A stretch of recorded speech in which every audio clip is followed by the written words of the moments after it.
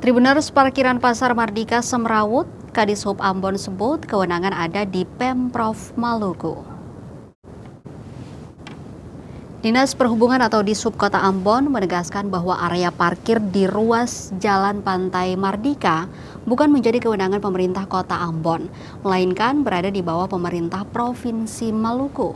Hal itu disampaikan Kepala Dishub Kota Ambon, Yan Domingus Suitela, dalam keterangannya di ruang Comment Center Balai Kota Ambon, Rabu 10 Desember 2025. Suitela menjelaskan penetapan tersebut mengacu pada SK Wali Kota Ambon nomor 1923 tahun 2024 tentang penetapan ruas parkir kendaraan di tepi jalan umum tahun 2025.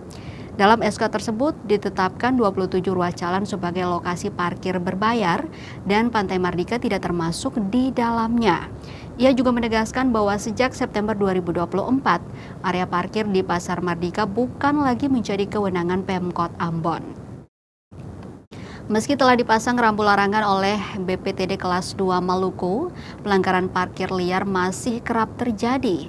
Untuk mengatasi keterbatasan kapasitas parkir, Pemkot Ambon telah menyediakan alternatif berupa parkir apung di kawasan Jalan Pantai Mardika.